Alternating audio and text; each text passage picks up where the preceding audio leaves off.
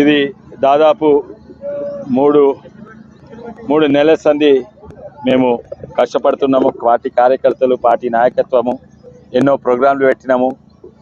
ఇక్కడ గెలవడం చాలా కఠినము చేవెళ్ళ ప్రాంతంలో బీజేపీకి. ఎందుకంటే ఇంతకుముందు ఎప్పుడు కూడా బీజేపీ లేకుండే, అదే కాక ఎవరు ఎమ్మెల్యే లేకుండే. దాని మీద వీళ్ళు బాగా విషం నింపిండ్రు, మైనార్టీస్ మనసుల విషం నింపిండ్రు కాంగ్రెస్ పార్టీ.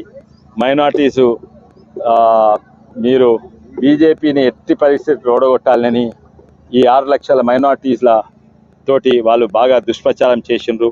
బీజేపీ గెలిస్తే మీకు నష్టమవుతుంది, కానీ దీనివల్ల ఎంతోమంది మైనార్టీస్ ఎన్నో బూత్లల్లో 99% బీజేపీకి ఓడగొడుతుంది చేసిండ్రు. అది దేశానికి, రాష్ట్రానికి, మన చేవెళ్ళ ప్రాంతానికి అది మంచిది కాదు. ఎందుకంటే మేమేమో అందరినీ కలుపుకొని పోదామని మేము అనుకుంటున్నాము. మేము మా సిద్ధాంతమే సబ్కే సాత్ సబ్కా వికాస్ అనే సిద్ధాంతము. దాన్ని ఓడగొడుతందుకు, సబ్కే సాత్ సబ్కా వికాస్ను ఓడగొడుతందుకు ప్రయత్నం చేసింది. చేవెళ్ళలా దాన్ని ఓడగొట్టగలగలేదు.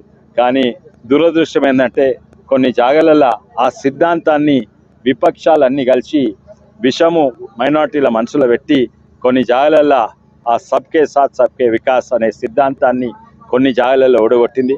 అది మంచిది కాదు.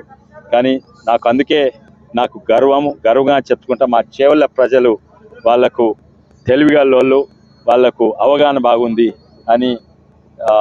ఏ పార్టీ అయితే దేశాన్ని, రాష్ట్రాన్ని డెవలప్ చేస్తుందో, ఏ నాయకుడు, మోడీ అసంటి నాయకుడు భారతదేశానికి అవసరం ఉంది అని అనుకొని నన్ను గెలిపించిందని నేను అనుకుంటున్నాను.